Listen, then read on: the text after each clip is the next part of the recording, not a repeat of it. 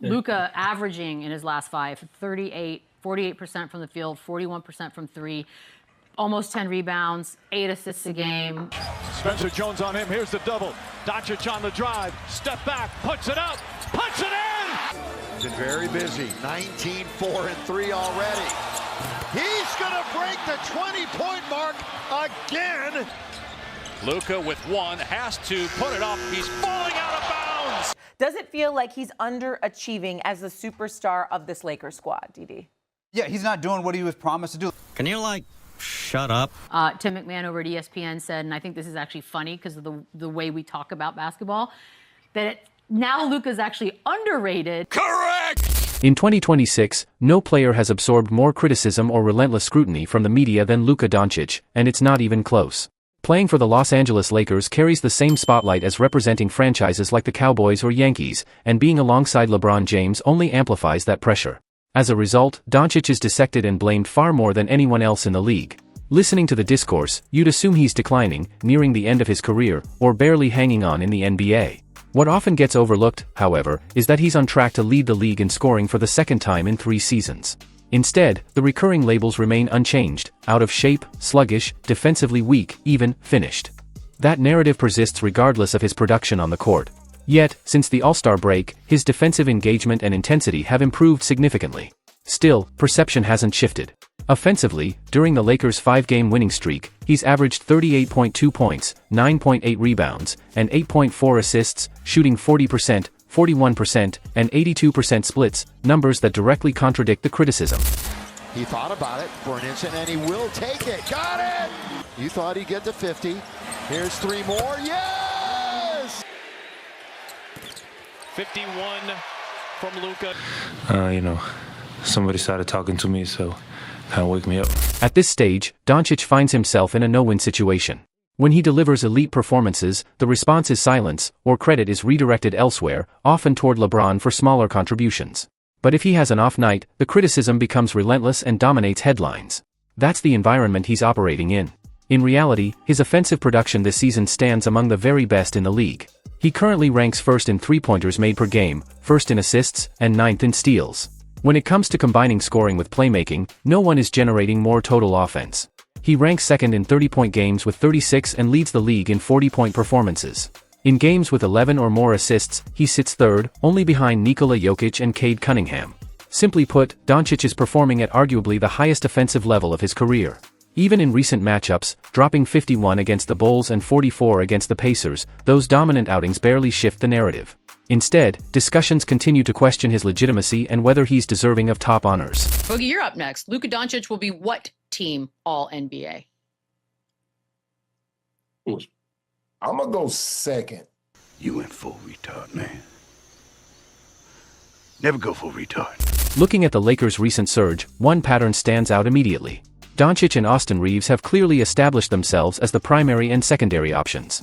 That naturally pushes LeBron James into a third, or at times even fourth, role.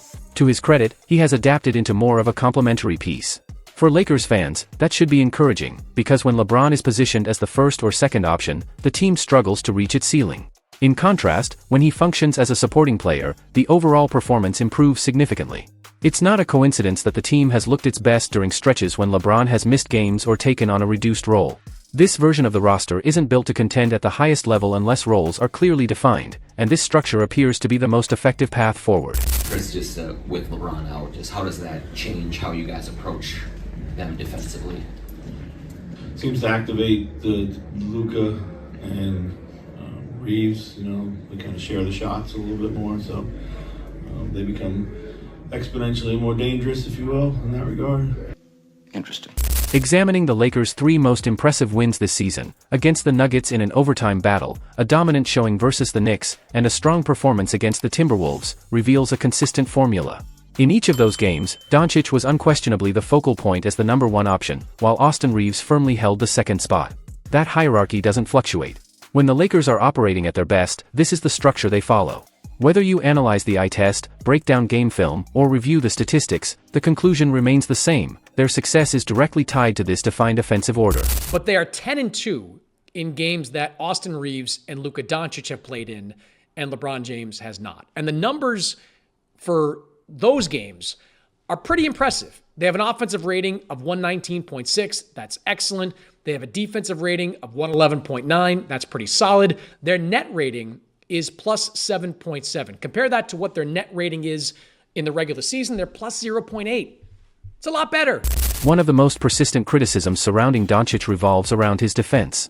While it's fair to acknowledge that he, like every superstar, has had inconsistent defensive performances, the current level of criticism doesn't reflect his recent play.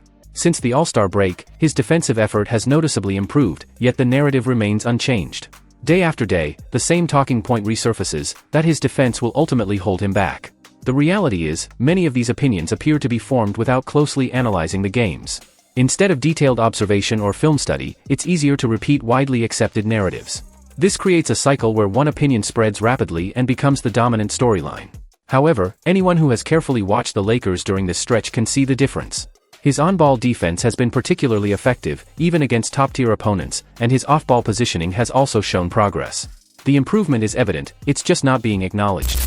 Randall, skip pass, extra, McDaniels in the corner, partially blocked. It did. All right, I see you've been studying. Here's Edwards, left it short. Reed tries a skip pass that's stolen. 7-point advantage for LA. It's their largest lead of the night. McDaniels, no good on that play. You know, when he got that game winner, by the way, the Lakers steal the defense. They want offense. They find Luka. Lob underneath. Luka, how much pride do you take in your defensive side of the game? You had a pretty good defensive night tonight. Yeah, I know people are not going to talk about it now. To sum it up, Doncic is arguably one of the most underrated players in the league right now, despite putting up elite numbers, essentially averaging around 32 points, 8 rebounds, and 8 assists per game. What makes this even more impressive is that the Lakers are currently sitting as the third seed despite having a relatively average supporting cast. Even with that level of production and team success, the daily conversation still questions his ability. The reality is simple, playing for the Lakers and alongside LeBron James brings a level of scrutiny that few players experience. Under those circumstances, Doncic continues to perform at an elite level, even if the recognition doesn't always follow.